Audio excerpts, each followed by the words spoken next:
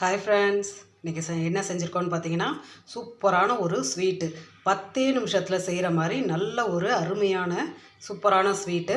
சாயங்காலம்லாம் பசங்க ஸ்கூல் விட்டு வர்றாங்க அப்படின்னா அவங்களுக்கு ஸ்நாக்ஸ் செய்யணும்னா 10 நிமிஷம் இருந்தால் போதும். நம்ம இந்த ஸ்வீட்டை சூப்பராக செஞ்சு கொடுத்துடலாம். பாசிப்பருப்பில் ரொம்ப அருமையான நல்ல வாசத்தோடு நார்மலாக நம்ம பாசிப்பருப்பு கூட்டு இந்த மாதிரி வைப்போம். பசங்க சாப்பிட மாட்டாங்க, பாசிப்பருப்பு கூட்டெல்லாம் சாப்பிட மாட்டாங்க. ஆனால் இந்த மாதிரி பாசிப்பருப்பை நம்ம ஸ்வீட்லாம் கலந்து நம்ம செஞ்சு கொடுத்துட்டோம் அப்படின்னா பசங்களுக்கு எப்பொழுதுமே ஸ்வீட்டுங்கிறது ரொம்ப பிடிக்கும். அதனால் நம்ம இந்த மாதிரி ஸ்வீட் ஐட்டங்களில் செஞ்சு நம்ம கொடுத்தோம் அப்படின்னா பசங்க எப்படியா இருந்தாலுமே சாப்பிட்ருவாங்க. அப்போ அந்த பாசிப்பருப்போட பயன் எல்லாமே பசங்களுக்கு கிடைக்கும். இந்த மாதிரி ஈஸியாக எப்படி செய்யலாங்கிறத வீடியோக்குள்ளார போய் பார்ப்போம். இது நம்ம சேனலை புதுசாக பார்க்குறவங்க ப்ளீஸ் சப்ஸ்கிரைப் பண்ணிவிட்டு பாருங்கள். வாங்க வீடியோக்குள்ளார போய் இதில் என்னெல்லாம் போட்டிருக்கோம், எவ்வளோ டேஸ்ட்டாக செஞ்சுருக்கோங்கிறத பார்க்கலாம். ஹாய் ஃப்ரெண்ட்ஸ், இன்றைக்கி என்ன செய்ய போகிறோன்னு பார்த்தீங்கன்னா சூப்பரான ஒரு பாசிப்பருப்பில் ஒரு ஸ்வீட்டு செய்ய போகிறோம். ரொம்ப ஈஸி, அதிகபட்சம் போனாலும் ஒரு 10 நிமிஷம் தான் ஆகும். ரொம்ப ஈஸியாக செஞ்சிடலாம். டேஸ்ட்டும் பார்த்திங்கன்னா அவ்வளோ ஒரு சூப்பராக இருக்கும். வாங்க அது எப்படி செய்யலாங்கிறத பார்ப்போம். முதல்ல நான் ஒரு கப்பு பாசிப்பருப்பு எடுத்திருக்கேன். இந்த பாசிப்பருப்பை லைட்டாக ஃபஸ்ட்டு வறுத்து எடுத்துக்குவோம். ட்ரை ரோஸ்ட்டோ நெய்யோ எப்படி வேணாலும் வறுத்து எடுத்துக்கலாம். ஏன்னா வறுத்து எடுத்துகிட்டு செய்கிறப்ப அந்த ஸ்வீட் இன்னும் வாசம் நல்லாயிருக்கும். அப்படியே நீங்கள் வேக போட்டு செய்கிறத விட வறுத்துட்டு செய்கிறப்ப வாசம் ரொம்ப நல்லாயிருக்கும். ஃபஸ்ட்டு இதை வறுத்து எடுத்துக்கலாம்.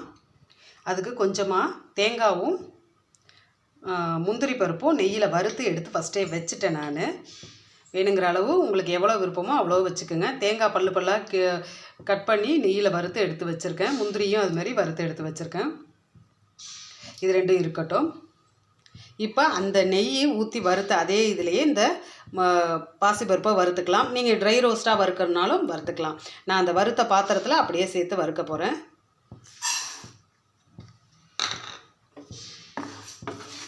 இது இப்போ இதில் நல்லா வறுத்து ஒரு வாசம் வரும் பாருங்கள் பாசிப்பருப்பு.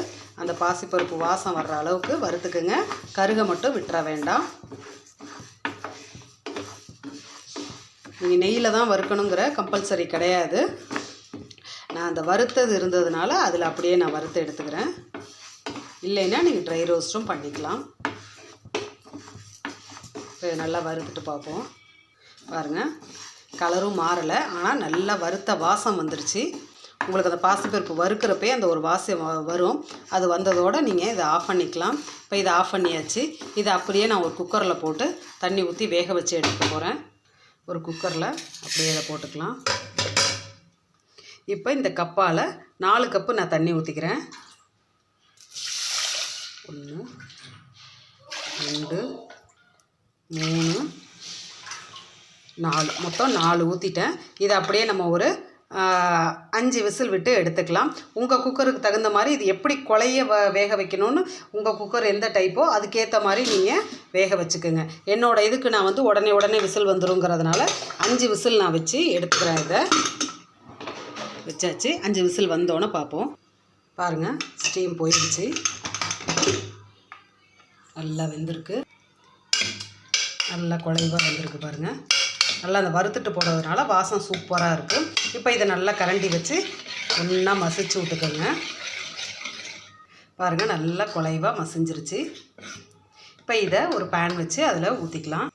ஒரு பாத்திரம் வச்சுருக்கேன், அதில் இதை அப்படியே ஊற்றிக்கலாம். அடுப்பை சிம்மில் வச்சுக்கோங்க. பாருங்கள், எல்லாம் ஊற்றியாச்சு. தண்ணியெல்லாம் எதுவுமே ஊற்றிடாதீங்க. இது உங்களுக்கு கட்டியான பாசிப்பருப்பாக இருந்தாலும் பரவாயில்ல, அதுக்காக தண்ணி ஊற்ற வேண்டாம். அதில் இருக்கிற அளவு மட்டும் இப்போ போதும். இப்போ இது நல்லா வெந்ததுங்கிறதுனால இப்போ கெட்டியாகணும். இப்போ என்ன பண்ணலாம், இதிலையே இப்போ நல்லா கொதிச்சிட்ருக்கு பார்த்தீங்களா. இதில் நான் நாட்டு சக்கரை போட்டுக்கிறேன். உங்களுக்கு வெல்லம் வேணும்னா வெல்லம் போட்டுக்கோங்க, ஜீனி வேணும்னா ஜீனி போட்டுக்கோங்க. எது உங்கள் விருப்பமோ அதை நீங்கள் போட்டுக்கலாம். 1 கப்புக்கு 1 கப் போட்டிருக்கேன். அவங்கவுங்க இனிப்புக்கு தகுந்த மாதிரி நீங்கள் கூட குறைச்ச போட்டுக்கலாம். இது கொஞ்சம் கலர் வர்றதுக்காக நாட்டு சர்க்கரையிலே ப்ரௌனாக இருக்கும் பாருங்கள், அது கொஞ்சோண்டு போட்டுக்கிறேன். இந்த கலர் கொடுக்கறதுக்காக தான். இப்போ இது நல்லா இதில் கரைஞ்சி கட்டியாகட்டும்.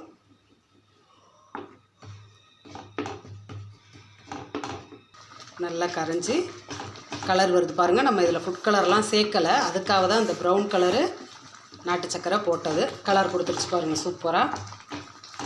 நீங்கள் ஜீனி போடுறீங்க அப்படின்னா கொஞ்சோண்டு ஜீனியை கேரமலைஸ் பண்ணி போட்டிங்கன்னா இந்த கலர் வந்துடும்.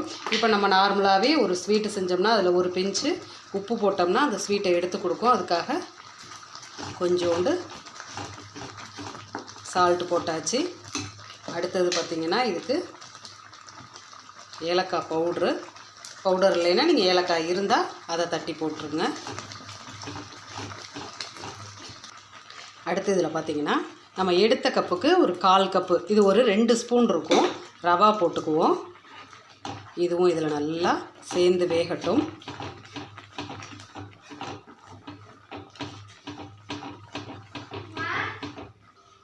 பாருங்கள் நல்லா இறுகி வந்துருச்சு. இப்போ இந்த ரவாவும் இதில் நல்லா இனி வேகட்டும். இப்போ இதில் கொஞ்சமாக நம்ம நெய் போட்டுக்கலாம். நெய்யெல்லாம் உங்கள் விருப்பம், உங்களுக்கு எவ்வளோ தேவைன்னு நினைக்கிறீங்களோ அந்த அளவுக்கு. ஏன்னா ஒவ்வொருத்தருக்கு நெய் வாசம் பிடிக்காது, அப்படிங்கிறப்ப கம்மியாக போட்டுக்கோங்க. ஒவ்வொருத்தருக்கு நிறைய நெய் இருந்தால் பிடிக்கும், அப்போ நீங்கள் அதுக்கேற்ற மாதிரி நெய் போட்டுக்கலாம். இப்போ இது இன்னும் வெந்து வரட்டும், சுருளை வரும் பாருங்கள். நல்லா சுருளை வருது, ஒட்டாமல் வர ஆரம்பிக்குது பாருங்கள். இந்த மாதிரி நல்லா ஒட்டாமல் இன்னும் சுருளை வரணும். இப்போ இன்னும் கொஞ்சோண்டு ஒரு 1/4 ஸ்பூன் நெய் விட்டுக்கிறேன். இப்போ இந்த வறுத்து வச்சுருக்க தேங்காவையும் முந்திரியும் இதில் போட்டுக்கிறேன். அதுவும் ஆப்ஷனல் தான், உங்களுக்கு எந்த அளவுக்கு வேணும்னு விருப்பப்படுறீங்களோ அந்த அளவுக்கு நிறைய நீங்கள் முந்திரி விருப்பப்பட்டால் போட்டுக்கோங்க. இன்னும் இந்த பாருங்கள் இப்போ ஒட்டாமல் வர ஆரம்பிக்கிறது, இன்னும் சுருளை வரணும் பாருங்கள். சூப்பராக ஒட்டாமல் சுருளை வர ஆரம்பிச்சிருச்சு. எடுத்து இப்படி போட்டாலே பாத்திரத்தில் ஒட்டலை பாருங்கள். இந்த மாதிரி சுருளை வரணும். இந்த மாதிரி வந்துருச்சுனாலே 95% வந்து ரெடி ஆயிடுச்சுன்னு அர்த்தம். உங்களுக்கு இந்த சமயத்தில் நெய் வேணும்னா இன்னும் கொஞ்சம் நீங்கள் ஊற்றிக்கிங்க. அவ்வளோதான். இன்னும் ஒரு 2 நிமிஷம் அப்படியே இருந்துச்சுன்னா இன்னும் நல்ல சுருளை வந்துடும்.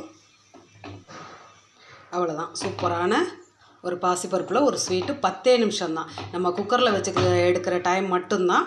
அதுவும் 5 நிமிஷத்தில் குக்கரில் விசில் வந்துடும். அதுக்கப்புறம் இது செய்கிறதுக்கு 5 நிமிஷம், மொத்தமே 10 நிமிஷம் தான் ஆகும். சூப்பரான ஒரு ஸ்வீட்டு ரெடி ஆயிடுச்சு.